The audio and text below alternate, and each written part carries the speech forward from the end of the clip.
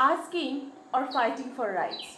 Hi friends, you are watching Trendy Talk and I am your host and host Shrupriti. As citizens of India, what are our basic rights?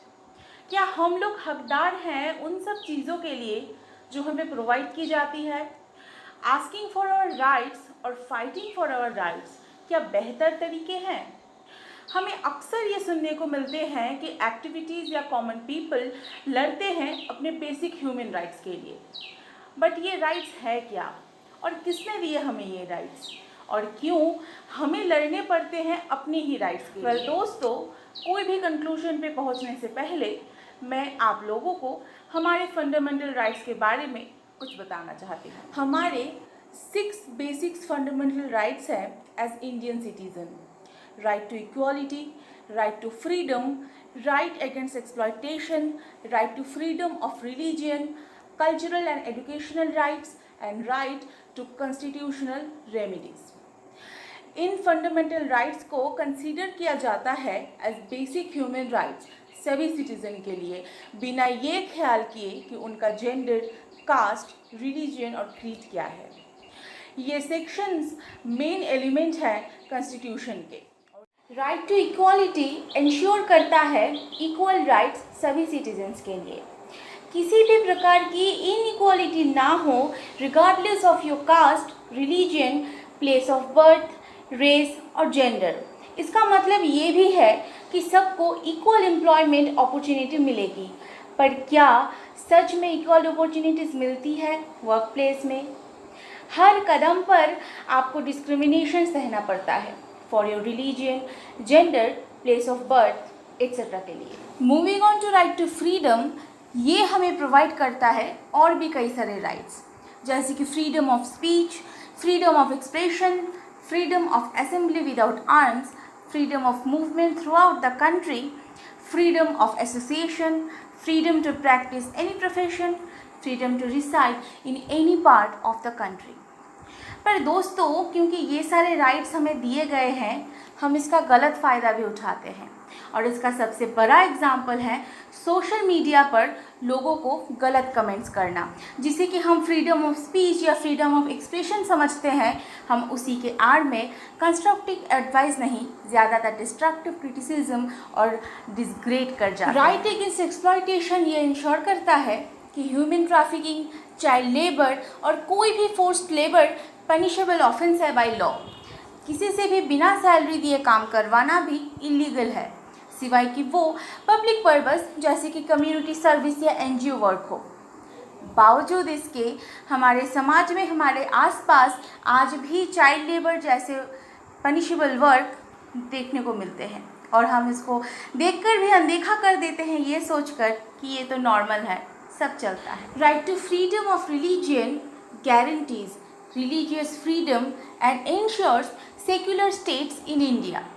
Constitution का कहना है कि सारे states को सभी religion को एक जैसा ट्रीट करना चाहिए और निष्पक्ष रहना चाहिए, और कोई भी स्टेट्स का ऑफिशियल रिलीजन नहीं है। इससे लोगों को हक मिलता है अपने मन मुताबिक कोई भी रिलीजन वो फॉलो कर सके, उसमें पार्टिसिपेट कर सके और उसका उपदेश लोगों में बांट सके। दोस्तों, दूसरे 2 राइट्स पे बात करने से पहले आपके अनुसार क्या ये राइट्स के लिए हम सब अभी रेडी हैं? Are we capable to handle them?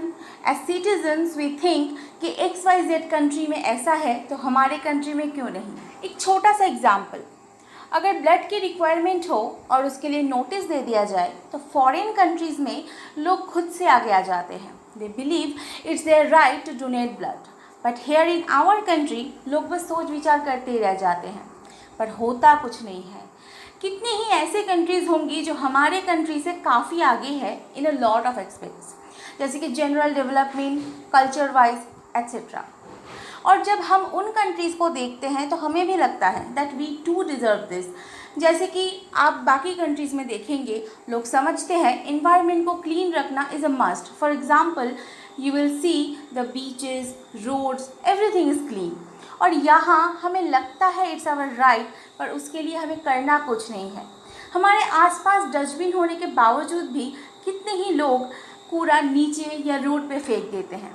फिर किस चीज़ का राइट, जब हम इतना बेसिक भी नहीं फॉलो कर सकते। अब अगर बात करें इक्वालिटी की, तो क्या मेन और वुमेन इक्वल है? कितने ही फील्ड्स में women struggles more than main.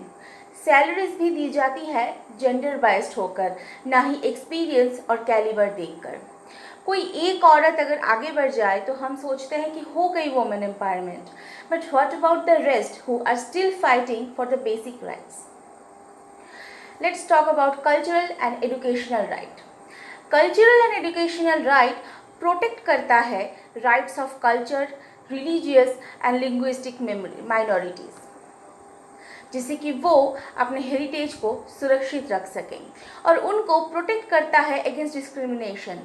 Educational rights ensure करता है कि सभी को शिक्षा मिले, फिर चाहे वो किसी भी जाति, किसी भी कास्ट, किसी भी जेंडर से क्यों ना हो, कोई ऊंची या नीची जाति का भेदभाव नहीं होगा।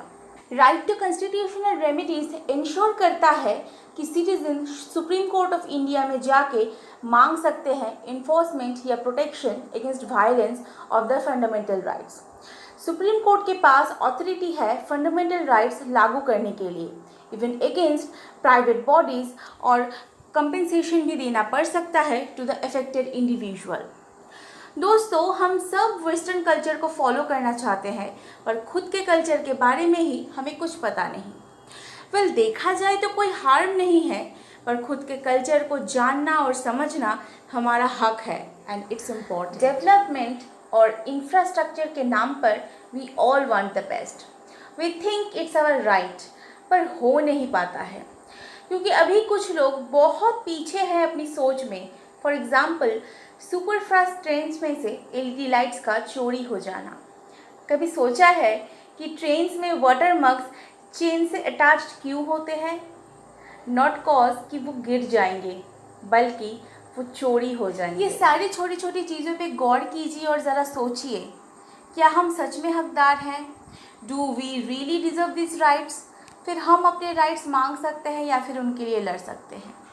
आपका क्या सोचना है? Do let us know on the comment section below. So friends, I am signing off for now, but don't forget to subscribe to our channel and press the bell icon for further updates on our channel Trendy Talks. Till then, take care and Jai Hind.